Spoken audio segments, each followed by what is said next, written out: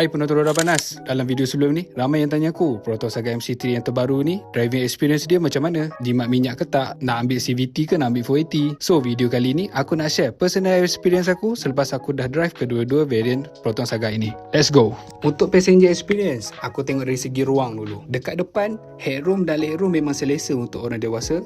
Seating position dia tak rasa sempit dan jarak dengan dashboard pun okey. Masuk ke seat belakang pula, legroom masih boleh terima untuk orang dewasa macam aku ni. Terutama untuk perjalanan sederhana ke jauh. Headroom pun cukup, tak rasa kepala dekat sangat dengan bumbung. Cushion kursi belakang ni jenis firm sikit tapi masih okey lah untuk road trip.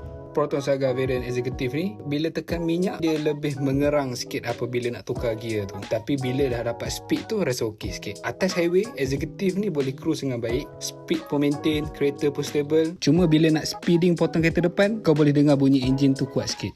Untuk variant executive, bila kau minta lebih power masa uphill, gearbox dia akan turun gear ikut step yang ada. Sebab dia guna 4-speed automatic. Kau memang boleh rasa pertukaran gear tu bila kereta tengah naik bukit. Okay, next aku bawa Proton Saga variant premium. Untuk cruising, aku rasa variant premium ni lebih smooth dan lebih relax bila speed maintain. And bila naik bukit dan turun bukit pun aku dapat rasakan yang CVT ni lebih linear dan maintain. Bila turun bukit pun rasa lebih lembut dan kena kawal brake sikit lah. Bila masuk jalan berliku, memang boleh rasa body roll, especially bila corner laju sikit. Handling dia tu masih rasa selamat dan senang kontrol. Steering pula ringan, senang nak pusing, senang nak kawal sebab dia ada EPS kan. Dua-dua variant ni dia share asas yang sama. Engine 1.5 liter dengan output 120 PS dan 150 Nm. So dari segi power, atas kertas memang dekat-dekat lah. Bezanya lebih terasa dekat transmisi dia, refinement dan safety features. Yang aku perasan, berbanding Saga lama, bunyi tayar dan bunyi angin dalam kabin ni dah kurang sikit. So drive jauh tu dia kurang rasa penat. Aircon tak payah cakap, Proton Saga ni daripada dulu memang dah tahu memang sejuk. Dari segi penggunaan minyak, aku dapat rasakan Proton Saga variant premium memang rasa lebih jimat, especially untuk highway dan jalan berbukit. Dan yang paling penting, cara terbaik untuk tahu variant mana paling sesuai untuk kau adalah dengan test drive sendiri Proton Saga MC3 yang terbaru ini.